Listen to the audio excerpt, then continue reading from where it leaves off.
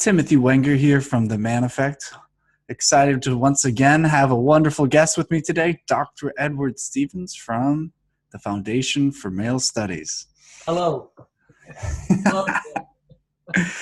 I brought you on today, and I sent you over some preliminary questions to focus on the topic of victim mentality or victimhood. And so I was just excited to talk about this specifically with you. And yeah, so I guess, do you need to stretch or anything? Or are you ready to jump in? You need your boxing gloves? I'm ready to jump in, Tim. He's ready to jump in. So For your audience, just tick off the topics that you're going to touch on so that they can somehow keep it in mind as we go along. What are you going to touch on today? You want to touch on? So I wanted to touch on tools to help teach emotional intelligence, things that you've used in the past with your clients. I want to know your thoughts on the victimhood mentality, and how do you see the victimhood mentality implicating or like happening in our society, and then on a macro scale, how do we fight it? Those are kind of the four main points I would like to hit today. Okay, I'm ready. Come on. You're ready to hit it. So one of the reasons why I wanted to touch base with this, two of the reasons was, one is that you've had opportunities in your life to be the victim, right? Things haven't always gone your way. And I feel like you've chosen to not play that role in life. And then the second reason is that you are someone who practices, and would you be considered a therapist or a psychologist? I want to say correctly. I'm just a person. You're just a person. To another person. True. But you've helped a lot of people, correct? That's a very interesting question you're raising there. And I think it goes to the heart of this as well.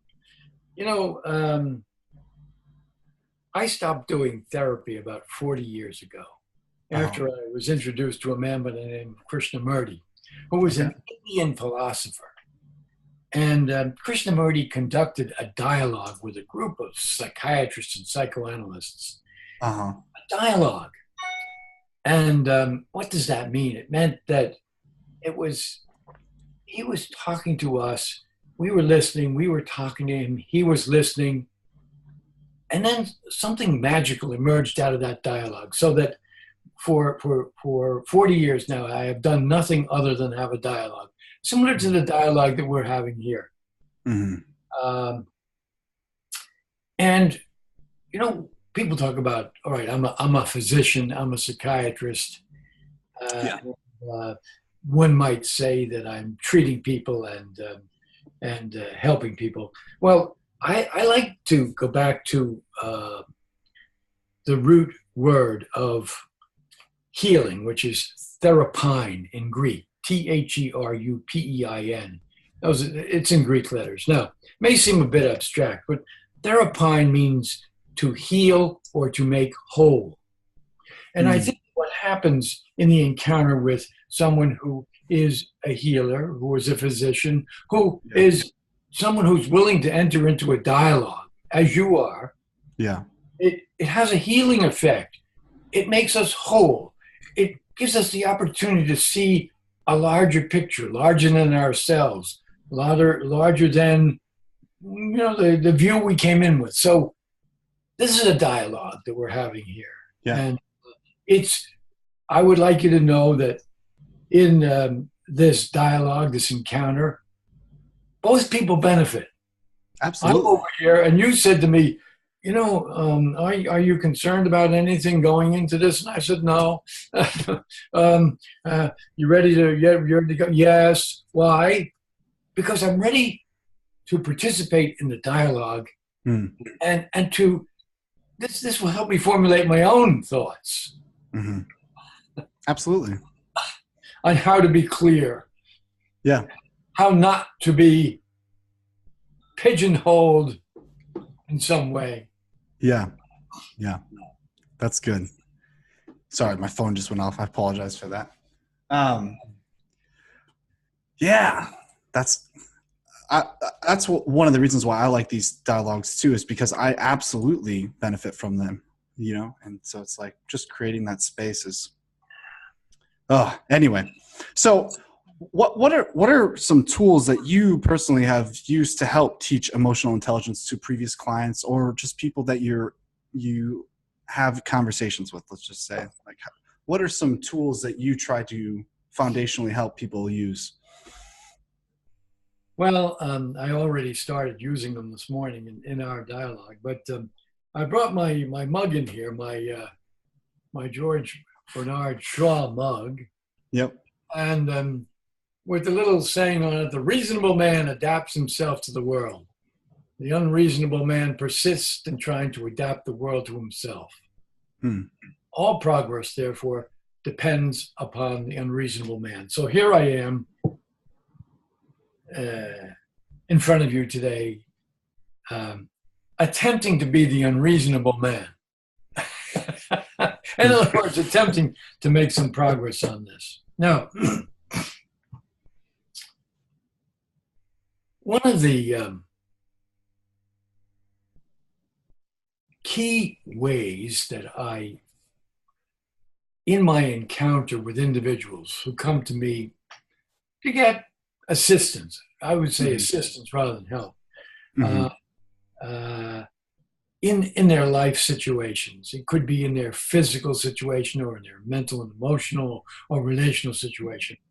Well, one of the ways that I feel is of the utmost importance is to start off by telling them that it's just the two of us in this room. Now, what do I mean by that?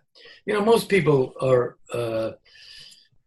acculturized to this idea of some type of divinity and some type of transcendental presence that's either running their lives, responsible for their lives, or going to hold them accountable in their lives.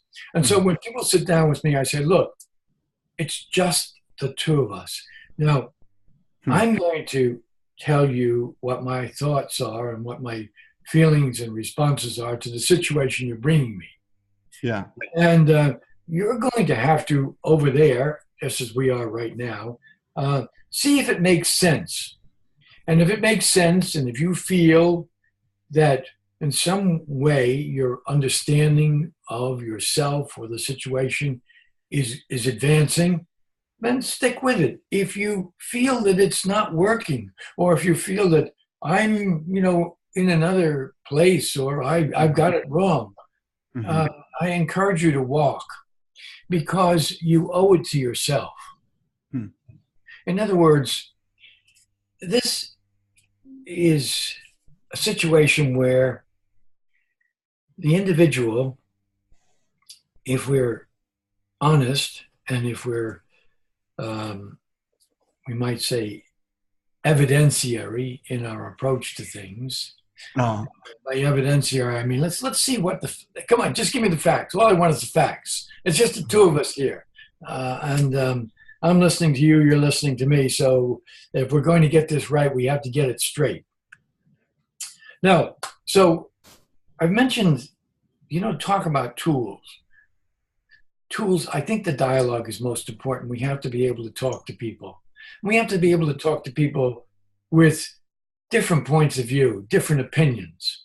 The idea that then we're having this, a dialogue is more than a discussion. A dialogue, when I said I live in an analog world, I've got books all around me. Yeah. And every time I open a book, I have a conversation with the author, because the author is saying what the author thinks and feels. And I'm over there and I'm listening, and very often I'm making marginal notes. Good idea, or, oh God, no. So we're having a dialogue. Yeah. There's dialogue here with George Bernard Shaw over a century ago. Over a century, I'm still having a dialogue with Shaw. So I think it's the idea of openness to our own thoughts and to the thoughts and feelings of others. Recently I've been reading Jordan Peterson's 12 Rules for Life. I find it fascinating. And one of his rules is, I'll paraphrase now because I'm not quoting. Um, when you're talking to someone, um, try and hold a position that they know something you don't know, Mm-hmm. as opposed to encountering the other person with the sense that somehow one has to refute what they say, so that Mm-hmm. one starts with this argument. I mean, sometimes you get into people, and the first word out of their mouth after you say something is "but." Mm-hmm. And so I created a little way of describing that. I call it the motorboat syndrome. When you're talking to one of these characters But, who's but. right, they go but, you know, and so everything you say they refute, instead of having a sense that what the other person is saying Mm-hmm. may hold something of interest for you. Now, Just one second before you go much further there. you want to get a word in edgewise in this dialogue. Oh yeah, of course. No, I think it's so essential in what you're saying there is that you grow in empathy. That's really what it is like being able to relate or think about what the other person is feeling or thinking and putting yourself in their shoes. Would you disagree with that? Absolutely, I agree. Okay, yeah. That's just And something I wanted to highlight there in that. So. I think empathy is the key to relating both to ourselves and to others. Because remember, What do you mean by that? well, before you started this dialogue with me, you were having a dialogue within yourself. Mm-hmm. And the dialogue within yourself had a little bit to do with what I'm going to ask.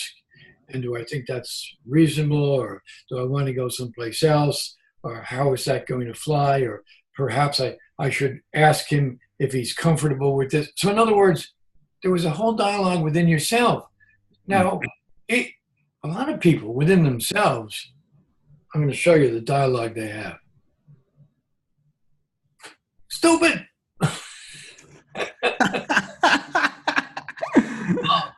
Oh shit, why did I think of that? Come on. Why didn't I say that? So in other words,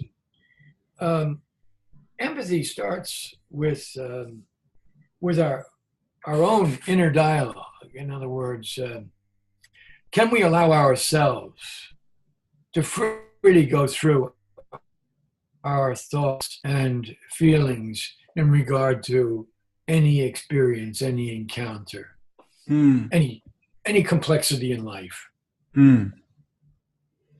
Interesting. Or are we going to say, "Oh, what a wuss"? Be very judgmental. I mean, frankly, if someone feels they didn't come up to it, the answer would be, I really feel like I didn't rise to the occasion there. Let me. But you see, I feel I didn't rise to the occasion is not what a wuss. That's judgmental. So in other words, we have to elevate our own inner dialogue. Mm-hmm. So the more self, you could say self-love or self care, the more empathy you'll have is kind of what you're stating. Well, I'll start with a little bit of empathy, and then we may get to self-love. Okay.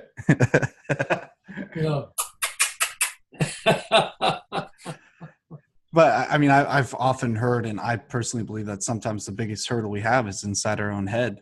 And so it's like, if you're able to not be your worst critic or things like that, I think that's very influential to life. Right, let's come back to this evidentiary thinking. Yeah.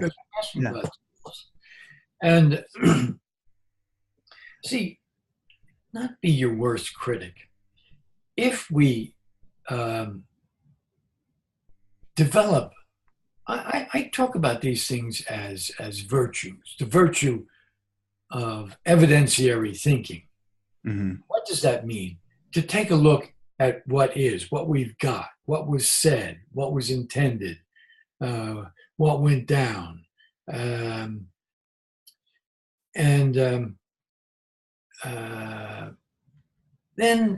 to say, all right, now what can I infer from that? See, evidentiary thinking is a gathering of our experience and Mm. then drawing conclusions. What are the inferences that we make from this? What do we come to? For instance, an inference I come to in our talks is that you're open to inquiry. You're curious, and Absolutely. you're curious about some of the happenings of everyday life, and you have evidence of people experiencing life as victims. You have evidence of people experiencing life as in a cruel mode or a vindictive mode, and you're wondering what to make of that. Now, I want to introduce something here. It's very important. Okay. And it has to do with the word belief. Okay. Many people, when you speak to them, they say, well, you know, I believe this, I believe that, I believe whatever. I started off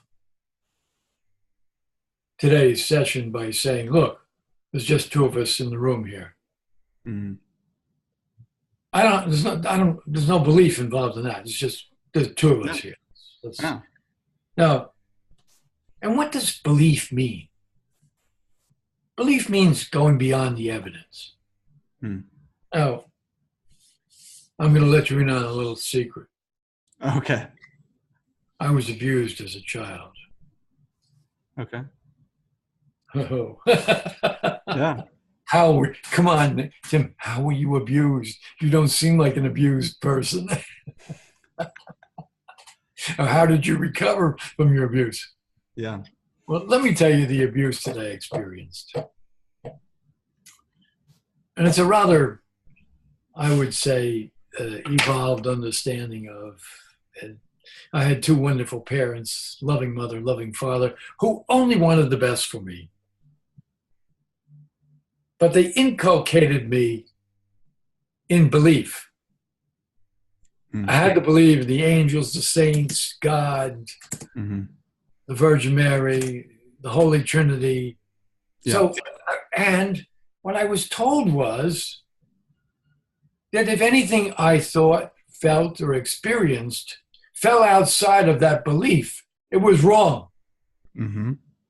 So I feel that in being taught to believe as a child, even by my well-meaning parents, my mind was being distorted. My mind was being drawn away from this idea of the actual encounter of myself in the world, what I was really going through. And so for years and years, I think that I didn't understand myself. And I didn't feel that others understood me. Why? Because I was halfway between belief and experience. And it wasn't until I got rid of belief. For instance, as I sit here in front of you right now, I believe nothing, including that I believe nothing. In other words, I do my best to clear my mind of any sense of believing anything, of going beyond the evidence. But at the same time, I'm aware that this is very difficult. And so I say, you know, every once in a while I may, you know, succumb to my human inclination to want to believe things to be different than they are. And so the way you were raised,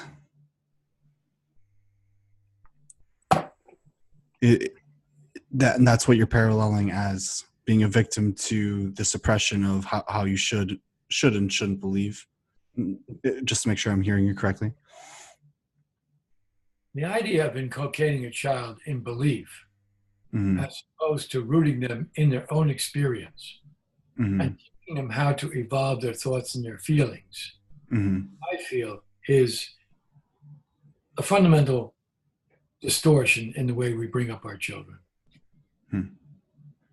Interesting. So what about this though? So like I'll use the example of the classic Thanksgiving turkey, right? So this turkey thinks for all of its life that it is living the dream. Every day it gets fed, watered for 1,000 days, and every all of its previous evidence says that life is good and that its owner loves it.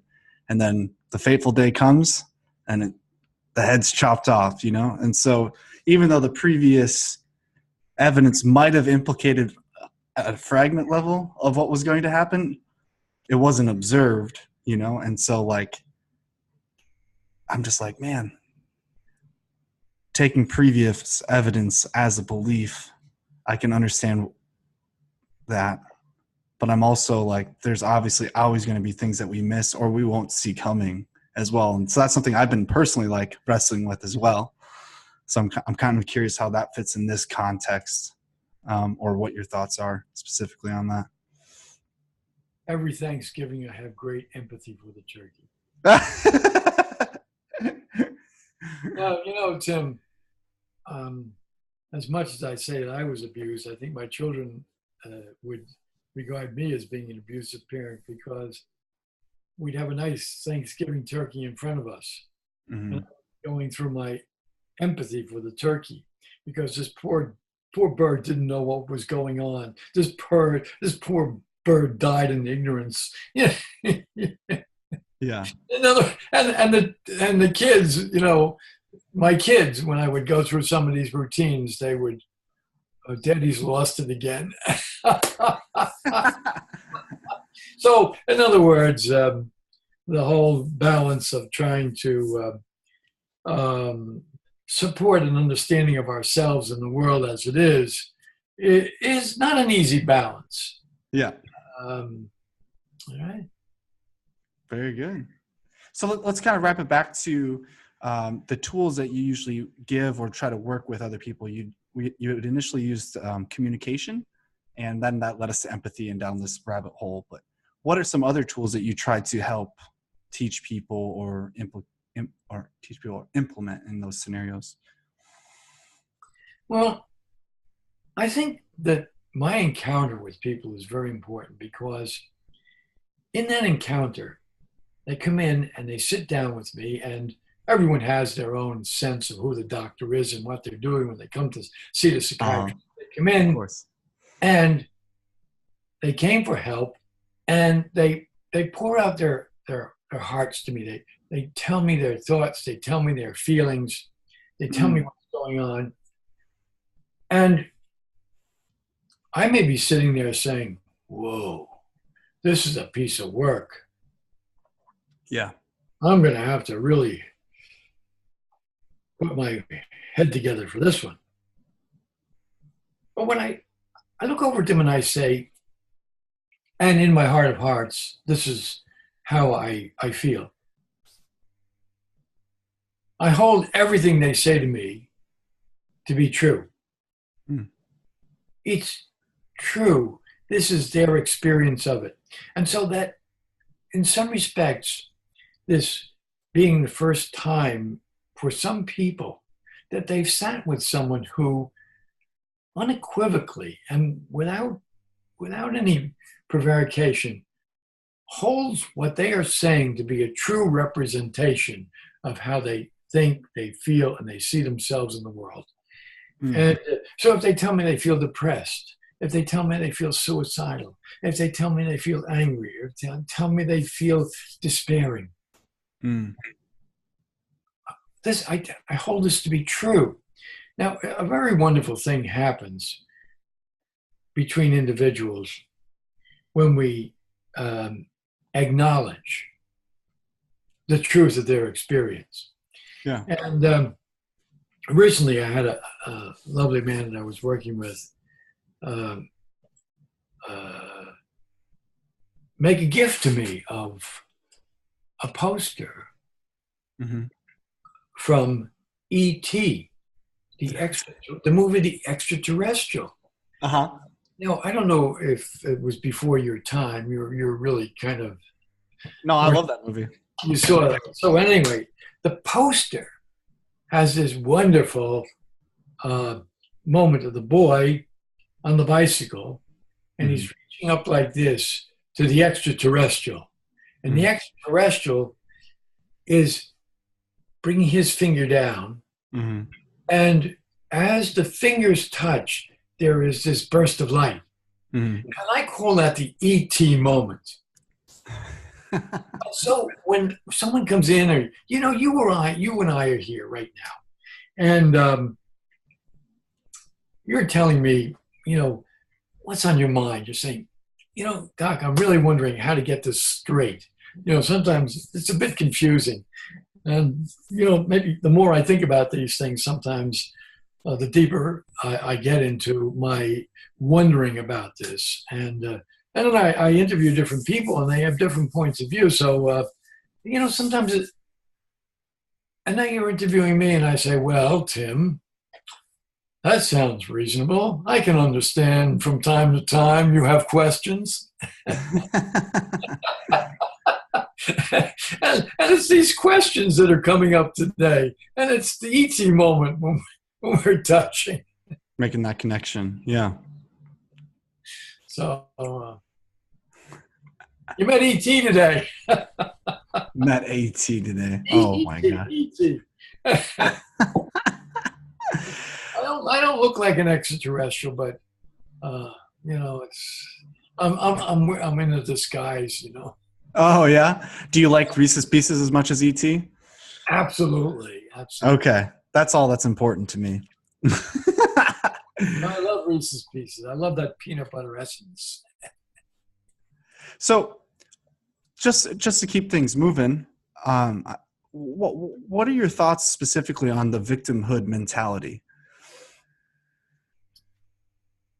Well, that was a very interesting question you raised, because I thought, how in the world am I going to approach this experience of victimhood? Yeah. What could I possibly say that would be constructive about that? And I think that the first thing that we have to understand is that the way we get to be a victim is to see ourselves as a victim. Mm-hmm.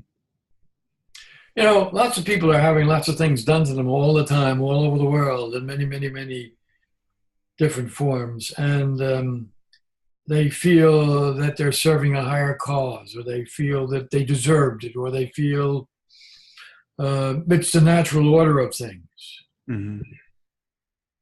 So that until someone decides that they're a victim, they're not a victim. Mm-hmm. I say, that's very interesting. So the question is, who is a victim?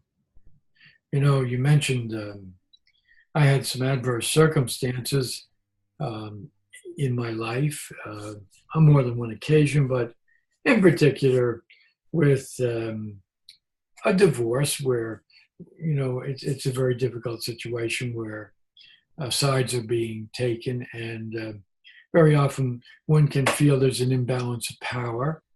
Yeah. And so one could experience oneself as the victim in an imbalance of power and defeat. Well, I have to tell you that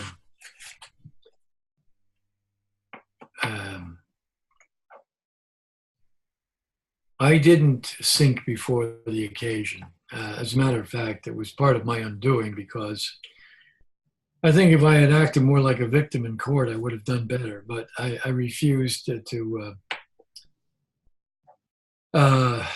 you know, take that position. I just basically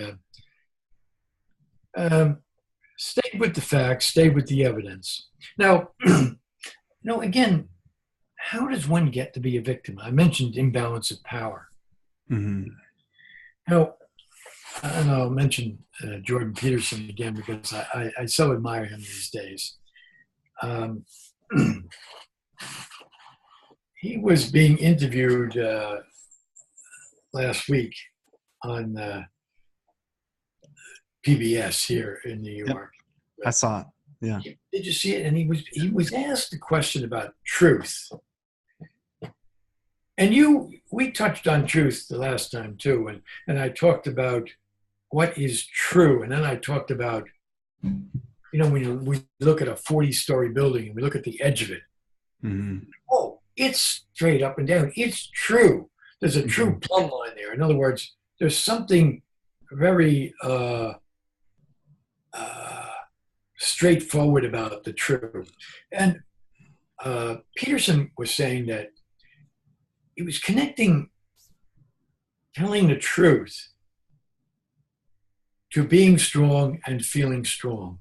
And then he said, if I were saying things to you here that I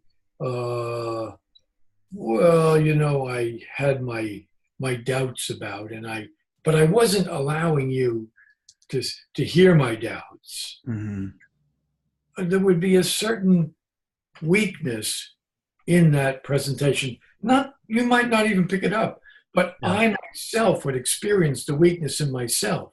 Yep, exactly. In other words, I think the heart of this victimage is the experience of unequal power. But this inequality of power, while there may be evidence that it is present, at the same time is something that takes place in the mind of the person who describes himself as the victim. I was thinking about the South African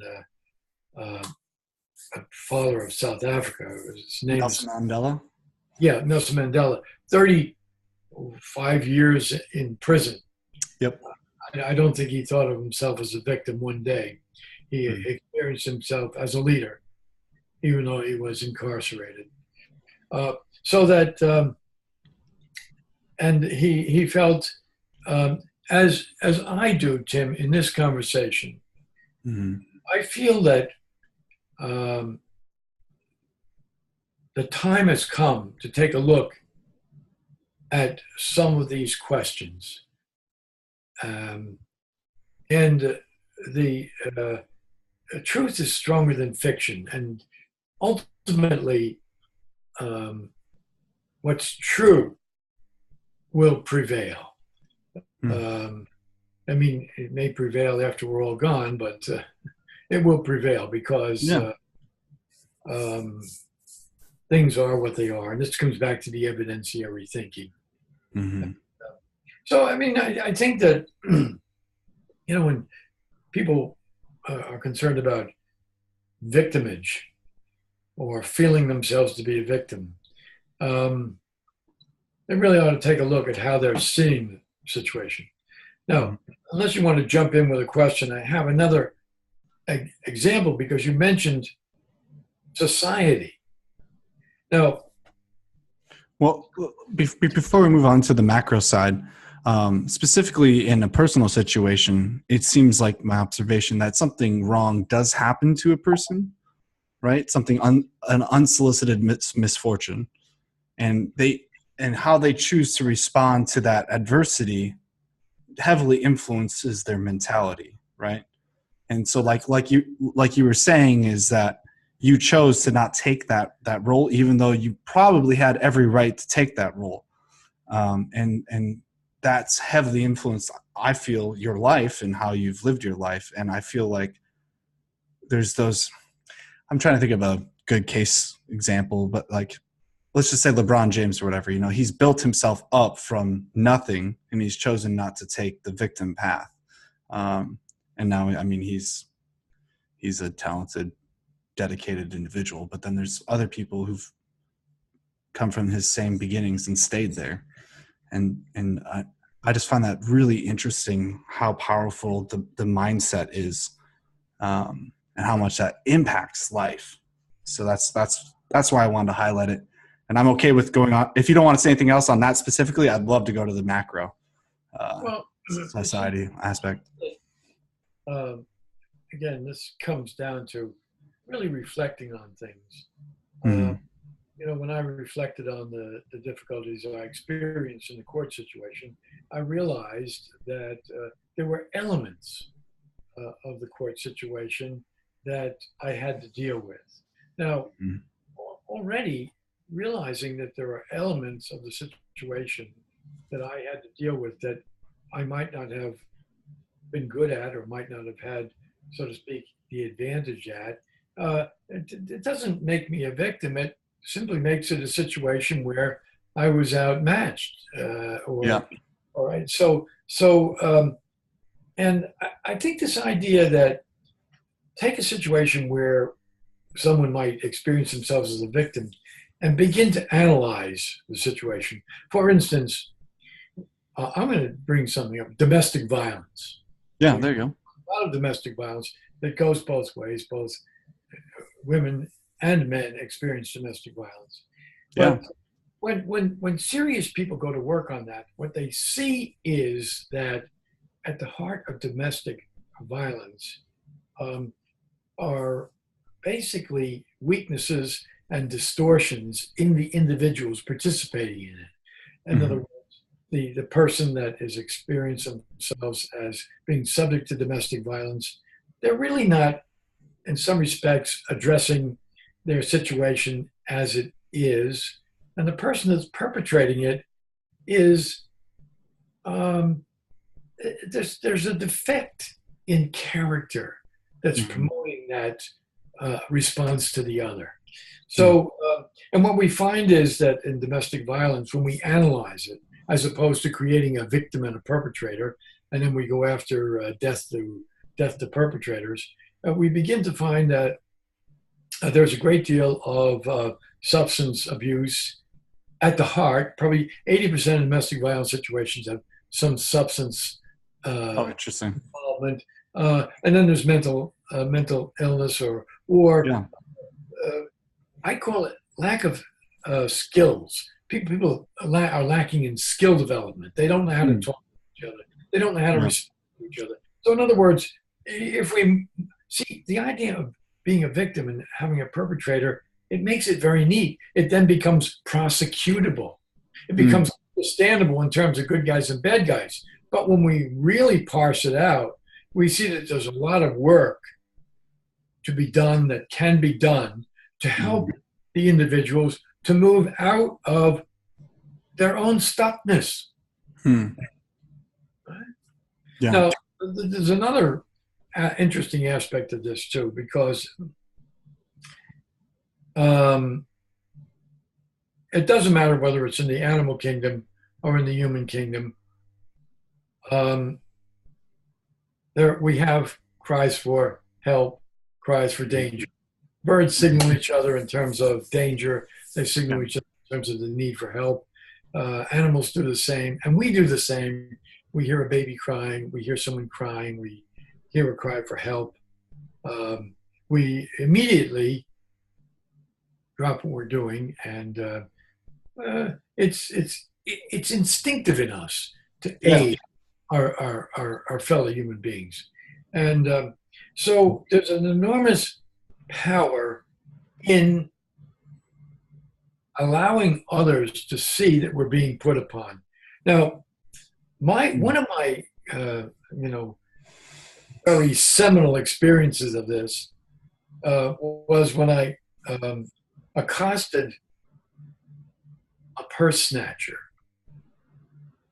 And I tried to grab her, and she kind of escaped me in the store, and she ran through the store screaming, "Help, I'm being mugged." In other words, she took the victim position. Or another one, and I've had two of these situations, so it's not like, it's almost like standard operating procedure for the mugger to claim victimhood.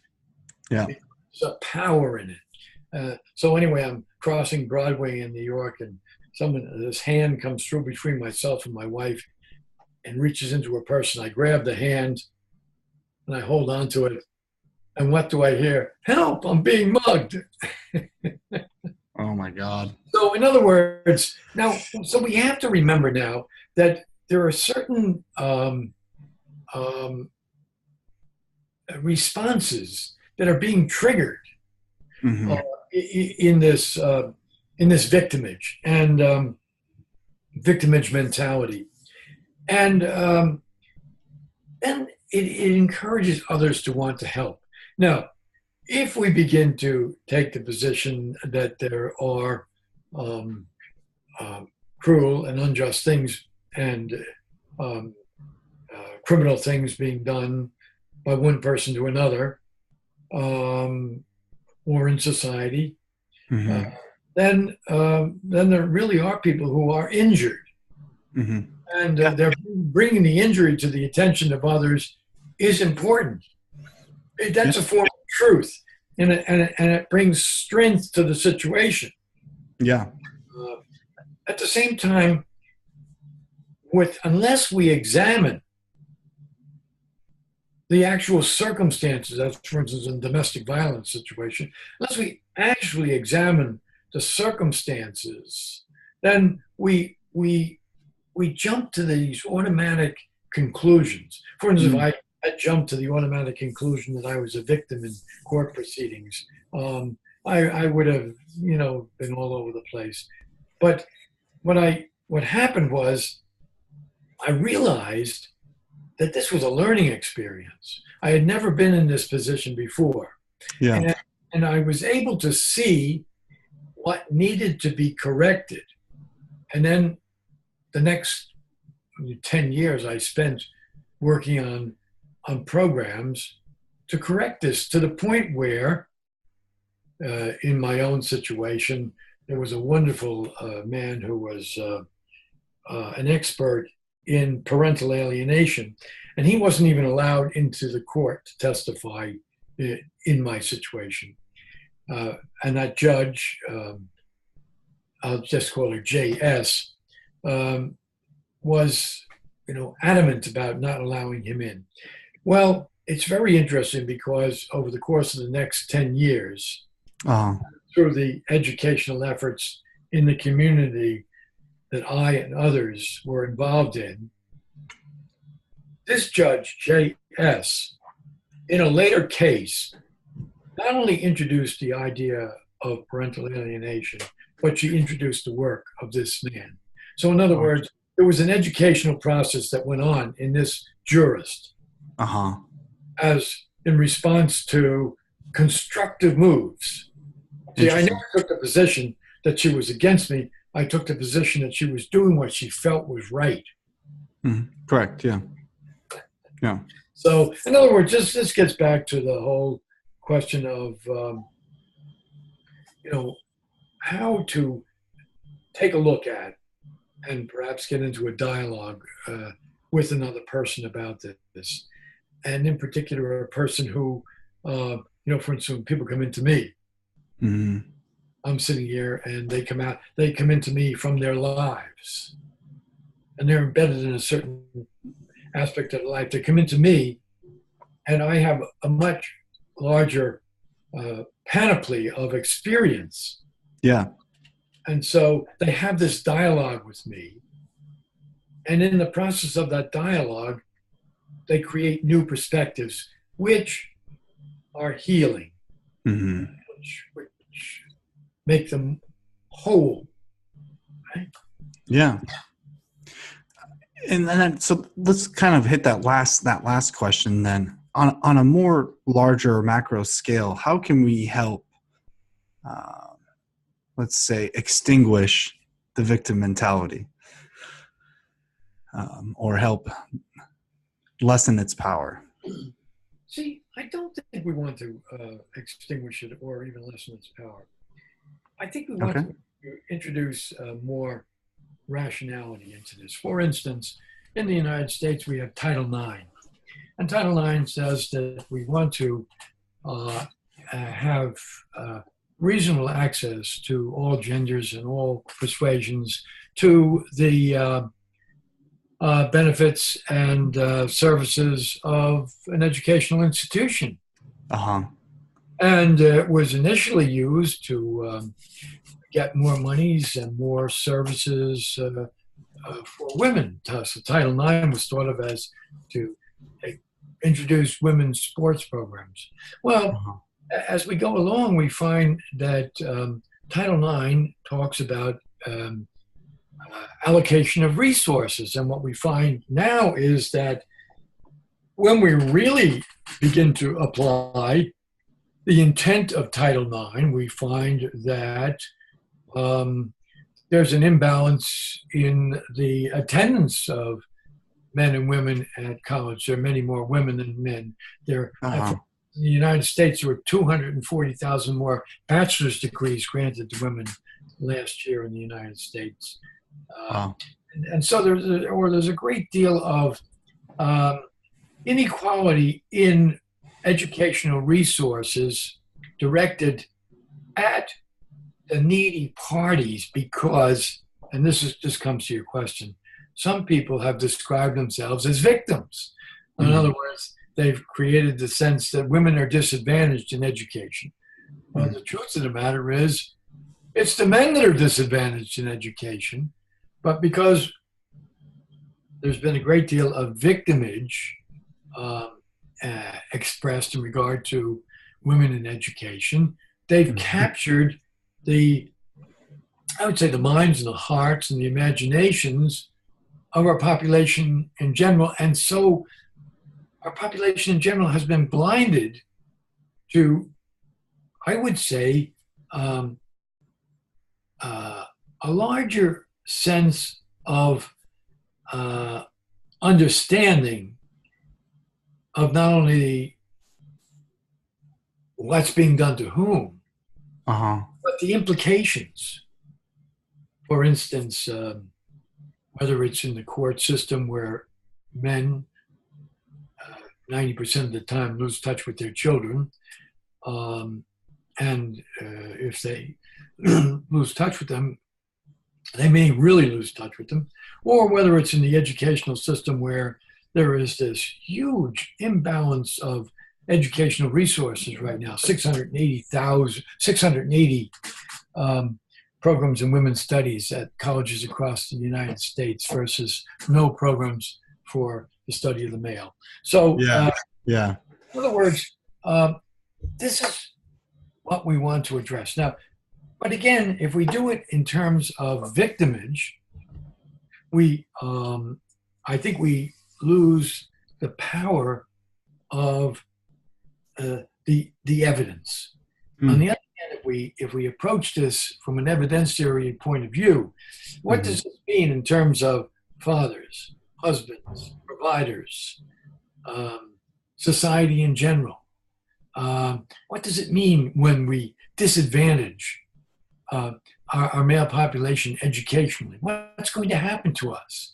I don't. When I put it this way, I don't think there's a woman in the audience who will say, "Well, no, we don't want that to happen. We don't want our men to be disadvantaged because if they're disadvantaged, we'll be disadvantaged. Who are we going to marry? Who's going to be the father of our children? Who are going to, help us with our families?" Yeah. So, in other words, once we move away from the idea of inequality of power and move into evidentiary thinking, the real what is the real truth? And then I think, Tim, I haven't mentioned this yet, but in terms of tools, I think a very, very important tool is consequential thinking. I often say to someone, if they come into me and they have they're very filled with rage or animosity about a situation, or even if they're filled with depression and self-loathing, I ask them where this is going to take them. That's consequential thinking. Where is this taking you? Where does this leave you? How does it make you feel? What kind of possibilities does this open for you or close for you? Yeah, that's powerful. Yeah, absolutely.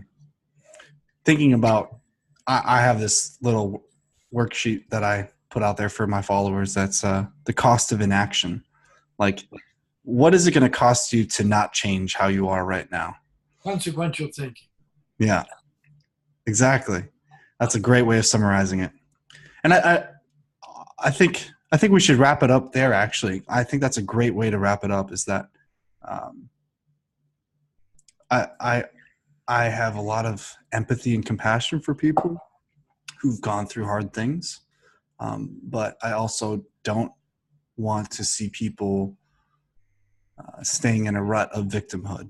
And so I'd love to help sober people up to the reality of what the consequence of living in that state is. Well, I want to bring one more little thing in, because Do it. I've been a student for a zillion years, and I'm going to tell you what I'm going to mention now came out of my sociology course in probably 1958.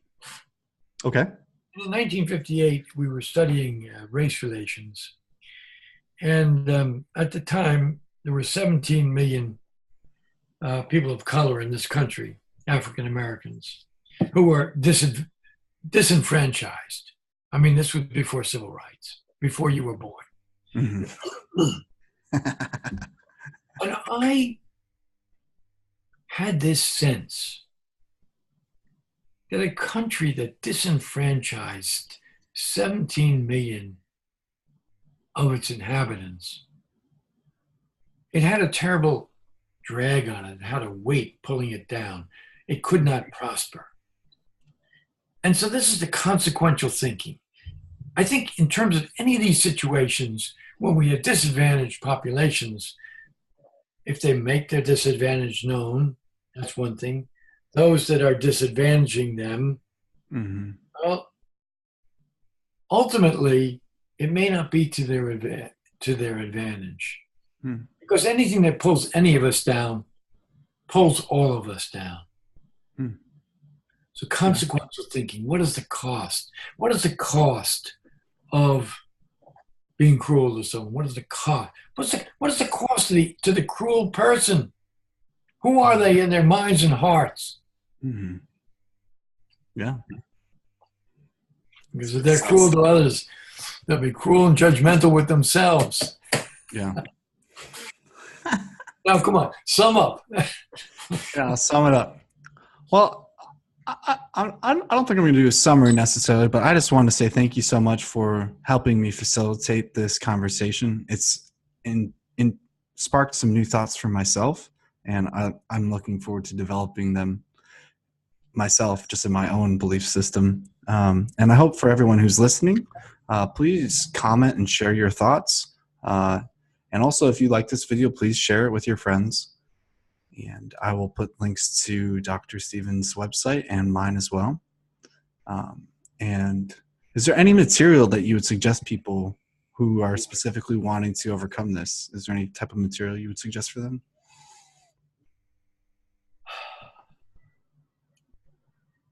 Just maybe like 1 or 2 books or something like that. I feel that the path to getting things straight, Mm-hmm. it's a very short path. Okay. It goes from one ear to the other. In other words, to reflect.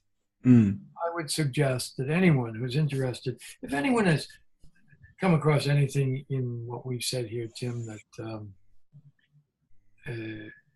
is of use to them, they should take that short path, Yeah. a little from one ear to the other.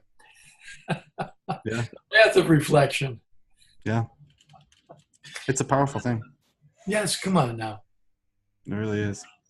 All right. Well, thank you so much. And everyone, please tune in for more episodes from Timothy Wenger from The Man Effect.